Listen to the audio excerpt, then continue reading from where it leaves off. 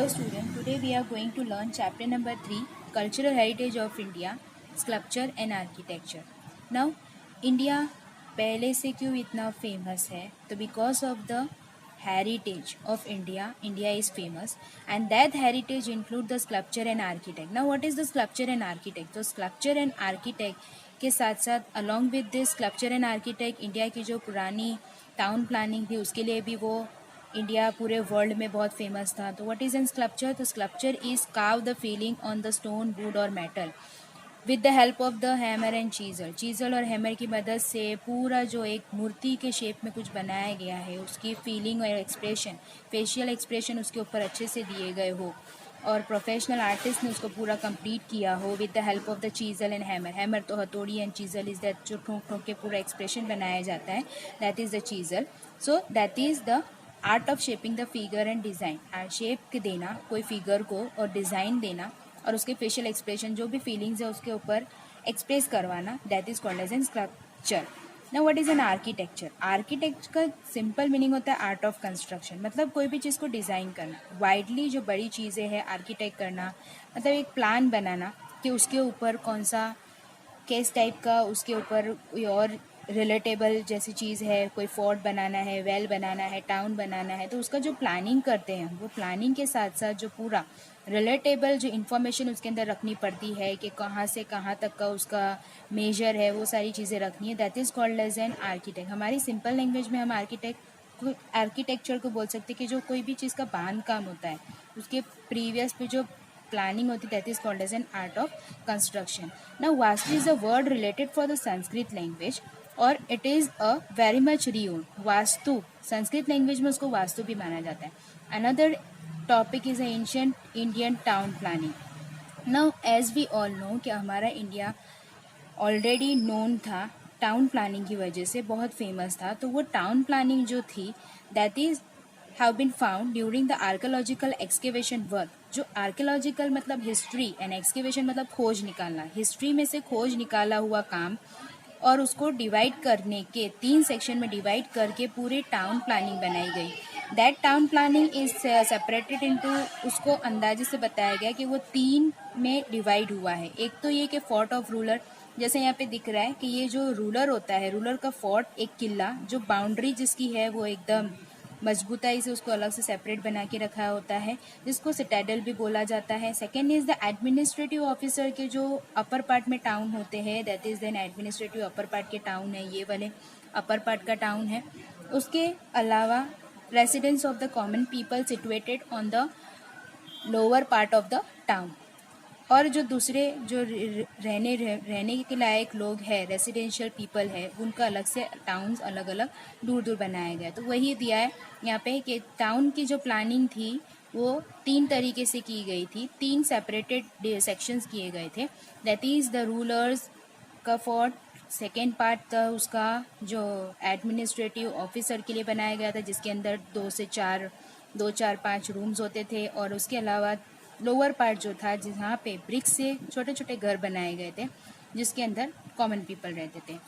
Now people of Indus valley civilization. Now what is the Indus valley civilization? Indus valley civilization मतलब 7 रिवरों का 7 reverse जिसके अंदर include थी, जहाँ से पब्लिक ने अपना सिविलाइजेशन मतलब रहना और हिस्ट्री में पूरा स्टार्ट हुआ था, जहाँ से पूरा सिविलाइजेशन पूरा रिवर से स्टार्ट हुआ था जिसके अंदर इंक्लूड थी 7 रिवर्स. और वो maker beautiful and systematical town बनाया था. मतलब टाउन जहाँ से स्टार्ट होते थे 7 रिवर्स से, that is called as an Indus valley civilization. Now Indus valley civilization के अंदर कुछ ऐसे भी अलग अलग बहुत ऐसे दूसरे अलग हड़प्पा है, मोहेंजोदारो है, टाउन प्लानिंग थे जो बहुत बेस्ट माने जाते थे. इसमें से Mohenjodaro and Harappa we will study here. Now what is the Mohenjodaro town planning कैसा था? Let us understand. 1922 में मोहेंजोदारो का खोज हुआ था रखलदास बनर्जी और दयाराम साहनी दोनों ने मिलके, जिनके गाइडेंस थे सर जॉन मार्शल और कॉर्नल मैकेन. उन्होंने खोज निकाला था जो लड़खंड डिस्ट्रिक्ट में है जो अभी पाकिस्तान में है. मतलब मोहेंजोदारो जो सिस्टम है वो हमारे इंडिया में अभी करंटली नहीं है, it is in Pakistan Larkana district के अंदर. मोहेंजोदारो का मीनिंग होता है द हीप ऑफ डेथ, मतलब एक तरह का ढगला. हीप मीन्स ढगला, गैदरिंग. ऑफ डेड बॉडीज का गैदरिंग होना, that is called as an Mohenjodaro का मीनिंग। नाउ मोहेंजोदारो को सेपरेटली एक्सप्लेन किया गया है by the construction of towns. उसका टाउन कंस्ट्रक्शन कैसे था, कंपोजिशन के म्यूनसिपल कंपोजिशन, जैसे अभी हमारे कॉरपोरेशंस है, सूरत म्यूनसिपल कॉरपोरेशन है, अहमदाबाद कॉरपोरेशन है, तो वैसे ही मोहेंजोदारो का भी जो कॉरपोरेशन जो था, म्यूनसिपल कॉरपोरेशन, बहुत बेस्ट माना जाता था। बहुत ही ऊंचा उसका टाउन का प्लान किया गया था। क्यों? क्योंकि जितना ऊंचा टाउन होगा वो फ्लड से और डैम्पनेस से, मतलब कचरा कूड़े से बचेगा। जिनके रिच पीपल जो थे उनके स्टोर रूम अलग से 5-7 उनके लिए अलग से रूम बनाए गए थे, और पुअर पीपल जो थे उनके लिए अलग से स्टोर हैविंग रूम थे, सिंगल रूम्स थे। द टाउन वॉज फोर्टिफाइड मतलब उसको अलग से सेपरेट किया गया था, कंपाउंड पूरी वॉल को घेरा गया था, that is called as an fortified. ऐसे उसके पूरे स्टोर किए गए थे कि जिसके रोड्स पे, मेन रोड्स पे उसका मेन गेट नहीं आता था, ओपन लैंड जो थी पीछे था जिस पे उसका दरवाज़ा रखा जाता था, किचन है, स्टोर हाउस है, बाथरूम्स है, वो सारी चीज़ें ऐसे अवेलेबली सेट करके रखी है कि जिसका अरेंजमेंट बहुत ही विंडी था। Another is the roads. Now roads उसके हमेशा स्ट्रेट थे, as you are seeing here in the picture कि कैसे उसके रोड्स पूरे स्ट्रेट्स हैं। सारे रोड्स उसके राइट एंगल पे बिलोंग करते हैं। रोड्स की वाइडनेस थी 9.75 मीटर्स थे, जो हर एक रोड्स के अंदर लैम्प पोस्ट भी लगे हुए थे। इसके अलावा जो रोड्स है कुछ ऐसे भी थे जो नॉर्थ टू साउथ जाते थे और ईस्ट टू वेस्ट जाते थे, और एक दूसरे को क्रॉस करते थे at the right angle. Another is a drainage system. Now अच्छा पानी यूज़ करना और बुरा पानी, जो गंदा पानी है उसको कौन से सी में मर्ज होता था, that is the drainage system भी उसका बहुत ही क्लीन एंड नीट था, बहुत हेल्दी एंड हाइजीन था। क्योंकि उसका जो भी ड्रेनेज सिस्टम था वो इस तरीके से उसको सेट किया गया था कि वो पूरा के पूरा क्रीट इन द मेडिटेरियन सी के अंदर बनाया जाता था। मेडिटेरियन सी के अंदर वो पूरा मर्ज होता था। डर्टी वाटर जो जहाँ से बाहर आता था, और प्योर वाटर जो था, पोर्टेबल वाटर, वो उसके अंदर यूज़ के लिए आता था। Another is a public bath. ना उसके public bath as you can see here, उसके पब्लिक बाथ ऐसे थे, उसके पब्लिक बाथ की वॉल्स को उसके अंदर ऑलरेडी अरेंजमेंट उसका कैसे करके रखा था कि फ्रेश वाटर जो है वो अंदर आए और डर्टी वाटर जो है वो बाहर चला जाए।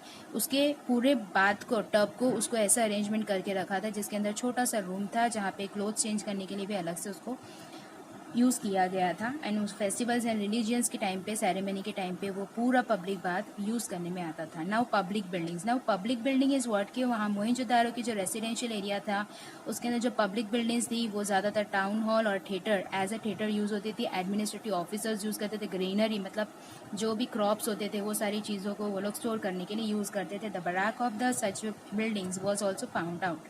These must have been used to accommodate soldier. Now another is the soldiers जो थे, जो सेना उनकी थी, उनको भी उसको वहाँ पे सेपरेटली रखने के लिए उनके काम आता था। Another town planning is the Harappan civilization, the second most important. First is the, you can say here, Mohenjo-daro. Mohenjo-daro is also asked in many times in exam for detail and for short answer, and Harappa is also asked many times. But Harappa is, you can say, it's a important and it's a our Indian town planning, but Mohenjo-daro now still is lying in the Pakistan.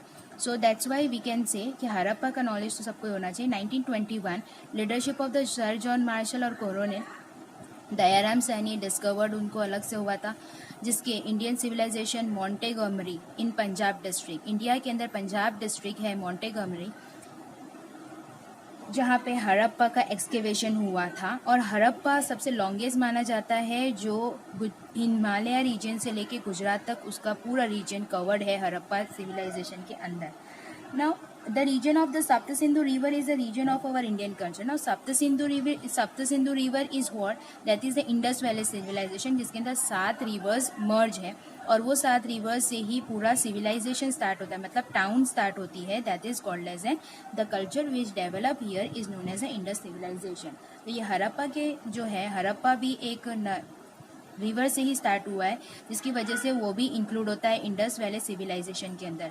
इसीलिए Harappan civilization को it remain found first of all the Harappan, that is white is known as an Harappan civilization, इसीलिए उसको Harappan civilisation भी बोला जाता है ना। Many times exam में पूछा जाता है कि why it is called as an Harappan civilization, तो because of it is included in the Sapta Sindhu river, जिसकी वजह से उसको हरप्पन सिविलाइजेशन भी बोला जाता है। अनदर रीज़न यही टॉपिक पे आता है, that is the copper stone as. Copper stone as क्यों बोला जाता है? क्योंकि हरप्पन सिविलाइजेशन का जब एक्सकेवेशन हुआ था, एक्सकेवेशन मतलब खोज हुई थी, तभी कॉपर और स्टोन का बहुत ज़्यादा मटेरियल मिला गया था उनके टाउन के अंदर, दैट इज़ वाई उसको बोला गया है copper stone age. Town planning of the Harappan civilization was very systematic था, उनके लिए ग्रेनरी भी अलग से वहाँ पे फोर्ट के अंदर और दूसरी जगह पे बहुत ज़्यादा वहाँ पे यूज़ किया जाता था। इसके अलावा वहाँ के लोग बहुत ज़्यादा ऑर्नामेंट भी पहनते थे, वो ये सारी चीज़ों का एक्सकवेशन हुआ था। Now this two are the important, Mohenjodaro also and Harappan also. Another is the Dholavira. Now Dholavira is lying in Gujarat, a huge hai. It is an ancient town contemporary of Harappan civilization, has been found in 2 kilometers away from Dhulavira village at the Khadir Bed in War desert of Bachau taluka. बचाव तालुका जो 140 kilometre दूर है भूत से, वहाँ पे एक खादिर बेद है बचाव तालुका से 2 किलोमीटर पे। वहाँ पे ये धोलावीरा का एक्सकेवेशन हुआ था, जो आज भी गुजरात के अंदर बहुत फेमस है because of the port system. Because of the port system, it is very not only for famous for the Gujarat but all over the world. इसका मेन एक्सकेवेशन कब हुआ था? तो 1990 के अंदर स्पेशल एक्सकेवेशन जो है वो carried out under the guidance of Ravindra Singh Bisht ने इसका खोज निकाला था। That is name and year you have to remember. Many times short answer में बहुत बार पूछा जाता है कि कौन से ईयर में कौन सा सिविलाइजेशन है वो बनाया था, तो you have to remember about the Mohenjodaro also, Harappan also and Dholavira also. So these are, you can say कि this remaining of the Dholavira places and the main walls of the towns, वहाँ का जो system था town planning का वो कैसा था, तो उसके वॉल्स जो थे वो वाइट कलर के थे, फोर्टिफाइड मतलब उसको कंपाउंडली पूरा घेरा गया था, अनसर्कल किया गया था क्ले स्टोन और ये सारी चीज़ों से। देन पोर्टेबल वाटर का वहाँ पे अवेलेबिलिटी बहुत अच्छी थी। जो portable water, this portable water as you can say कि जो हम लोग यूज़ करते हैं पानी पीने के लिए, वाटर प्योरीफिकेशन अभी हम जो लगा के यूज़ करते हैं, उस टाइम पे ये धोलावीरा के अंदर बहुत इजीली अवेलेबल था। सो दिस पोर्टेबल वाटर वहाँ पे बहुत इजीली अवेलेबल था। मॉडर्न एज तो अभी हुआ, उसके पहले से ही ये धोलावीरा के अंदर ऑलरेडी पहले प्योरीफाई वाटर अवेलेबल था। Another town planning is a Lothal. Lothal का टाउन प्लानिंग किस टाइप का है? तो लोथल जो है वो धोलका तालुका में है, जो अहमदाबाद डिस्ट्रिक्ट के अंदर धोलका तालुका है। वहाँ पे धोलका तालुका कहाँ पे बिलोंग करता है? तो धोलका तालुका 2 रिवर पे बीच में है, that is the Bhogavo and Sabarmati. Bhogavo and Sabarmati, that is asked in many times in short answer 1 mark के लिए पूछा जाता है कि कौन सी 2 रिवर के बीच में लोथल का लाइन प्रेजेंट है। तो you have to write here Bhogavo and Sabarmati. And it is a bay of Khambhat से वो 18 किलोमीटर दूर है। मेन लोथल बहुत ज़्यादा फेमस है जिस चीज़ के लिए, that is for the dockyard, मतलब पोर्ट। लोथल का पोर्ट सबसे ज़्यादा गुजरात में बहुत ज़्यादा फेमस माना जाता है। एज यू कैन से कि यहाँ पे ये डॉकयार्ड है जहाँ से पोर्टिंग होता है। ये रिवर जो है वो रिवर और ये 2 रिवर का मर्ज, ये 2 रिवर्स की इसमें भोगावो एंड साबरमती, ये जो रिवर है, ये 2 रिवर के बीच में ये पूरा टाउन आता है, जहाँ पे रेसिडेंशियल एरिया अलग है, डॉकयार्ड अलग से बनाया गया है, छोटे छोटे और भी जो सामान रखने का काम है वो अलग बनाया है। तो एक्सपोर्ट एंड इम्पोर्ट के लिए ये लोथल विलेज बहुत ज़्यादा फेमस है। लोथल विलेज से बहुत ज़्यादा पोर्टिंग होता है, गुजरात के लिए नहीं बट इंडिया की हिस्ट्री के लिए भी। And the last is the तोरण। तोरण इज़, यू कैन